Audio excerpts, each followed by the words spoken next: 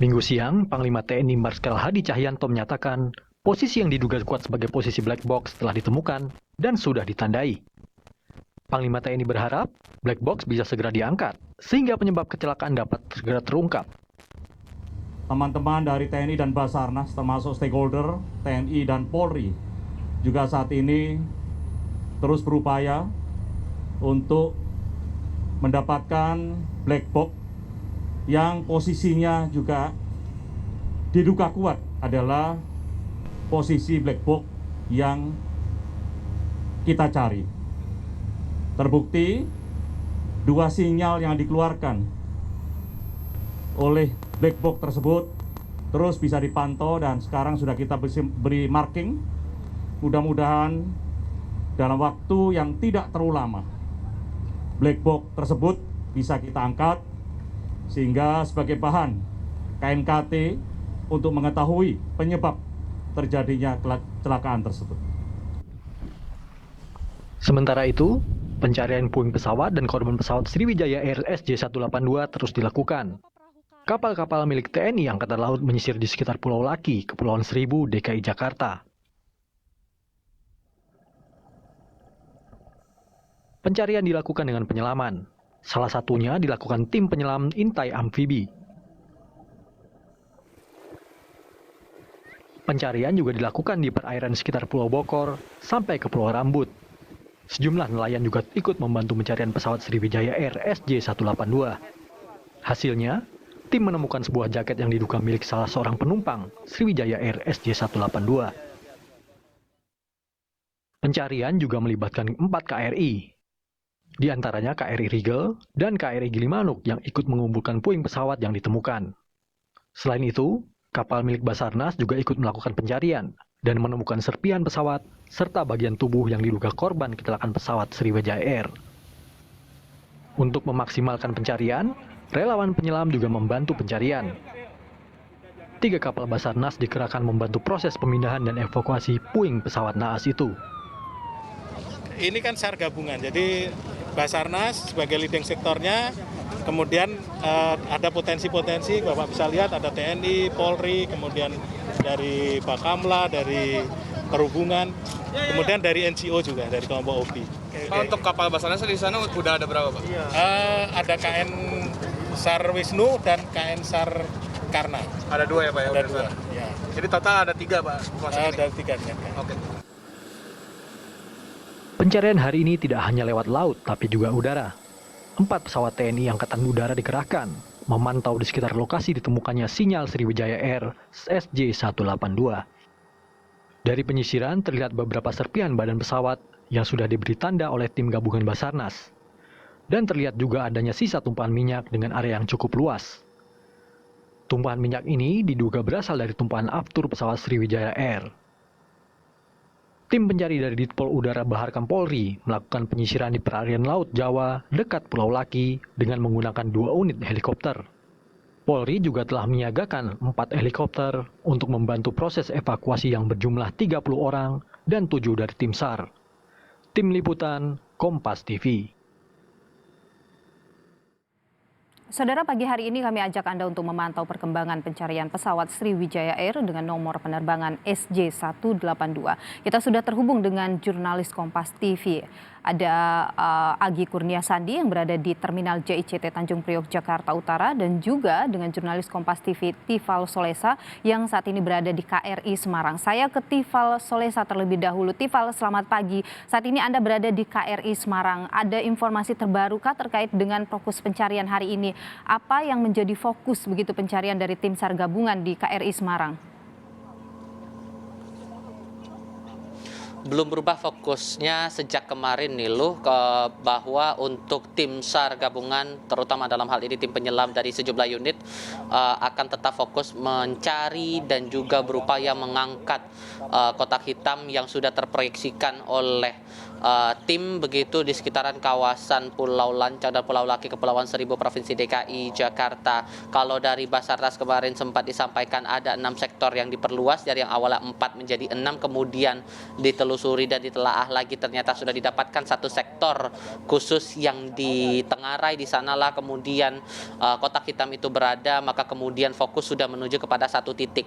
Itulah yang kemudian akan didalami, akan disisir, akan coba digali lebih jauh. Betulkah lokasi persis dari kotak hitam milik pesawat Sriwijaya SJ182 dengan nomor registrasi PKCLC itu ada di titik itu begitu ya. Dan ini juga yang akan kita lihat sejauh apa perkembangannya. Tim liputan kami pun dari KRI Semarang sudah mengarah ke bersama dengan teman-teman penyelam dan juga tim SAR gabungan untuk coba menyisir pagi ini, karena jadwalnya sejak 15 menit yang lalu tepat pada pukul 7 waktu Indonesia bagian Barat sudah dilakukan proses evakuasi ataupun juga proses penyisiran. Ini sesuai dengan arahan dari Panglima Komando Armada 1 bahwa karena sudah ada proyeksi titik yang kemungkinan jelas begitu ya terhadap black box pesawat Sriwijaya ini, maka kemudian proses akan coba lebih dini ketimbang kemarin. Kalau kemarin di tanggal 11 Januari proses evakuasi atau penyisiran dimulai pada pukul 9 pagi,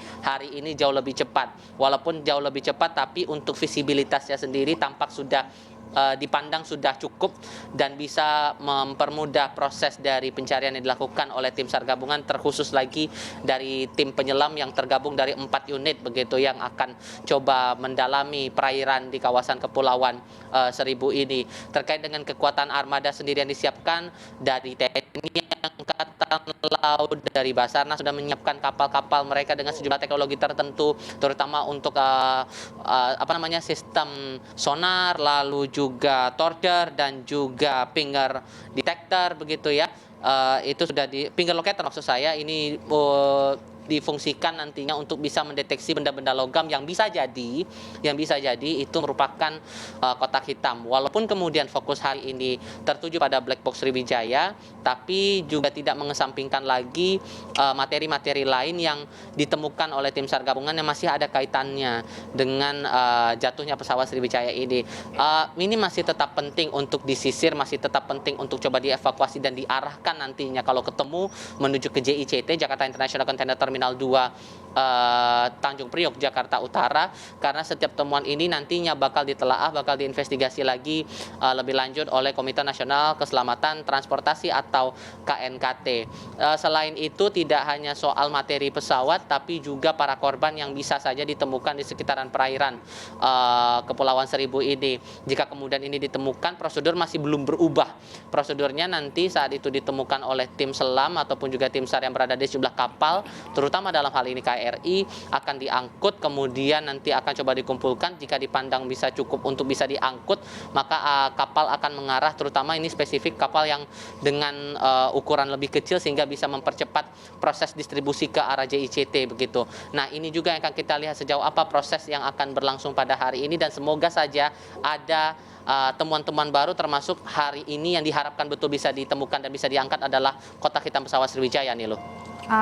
Tadi Anda menyebut terkait dengan fokus pencarian memang ke black box, meskipun kemudian tidak menutup kemungkinan juga ketika menemukan puing maka akan diambil juga, begitu juga dengan para korban. Nah, kemarin ada kendala terkait gelombang tinggi, kemudian mendung dan visibilitas begitu. Nah, bagaimana yang diambil, kebijakan yang diambil agar kemudian hari ini terkait dengan visibilitas, karena kita tahu perairan ini cukup dangkal, kemudian ada lumpur dan juga berpasir begitu. Ada kebijakan barukah yang diambil agar kemudian tidak mengganggu para penyelam untuk menemukan black box ini, Tifal? Sejauh ini belum ada kebijakan terbaru ya, karena semua tugas dari teman-teman tim SAR gabungan ini masih berpatok pada kondisi cuaca dan keadaan geografis di sekitar kawasan penyisiran. Kalau pagi tadi sebelum laporan langsung ini, kira-kira 15 menit yang lalu sempat hujan intensitas ringan mengguyur tempat kami melaporkan di sekitar helipad KRI Semarang ini. Tapi sekarang kondisi sudah kembali normal, cuaca cukup cerah. Kalau cuaca cukup cerah, ini tentu akan membantu proses dari evakuasi sejumlah materi ataupun juga korban-korban yang mungkin saja ditemukan oleh tim SAR gabungan maupun juga dari tim penyelam. ini masih akan menjadi tolok ukurnya, Nilu. Nah, soal upaya untuk mengangkut barang-barang termasuk kemarin sempat ada ditemukan turbin namun sempat terkendala sampai akhirnya turbin yang sudah diupayakan diangkat itu terjatuh kembali ke laut begitu ya. Walaupun kemudian sudah ditandai, maka ada kemungkinan untuk menggunakan alat-alat bantu lain terutama crane begitu untuk bisa memungkinkan agar benda-benda bertonase berat yang bisa jadi ada kaitannya dengan pesawat Sriwijaya ini bisa diangkut dan bisa diarahkan atau dievakuasi ke JICT-2. Tentu ini akan coba kita lihat nanti teknisnya di lapangan. Apabila ada kemungkinan perubahan-perubahan tertentu, tentu ini akan menyesuaikan lagi. Tapi setidaknya semua pantauan masih akan dilakukan, semua evakuasi masih akan terus dijalankan oleh tim SAR gabungan di sejumlah kapal. Nilo. Baik, Tifal Solesal langsung dari KRI Semarang, saya bergeser ke JICT Tanjung Priok Jakarta Utara. Ada Agi Kurniasandi di sana. Agi, bagaimana rencana operasi pengangkatan kotak hitam dari tim yang berada di tempat Anda?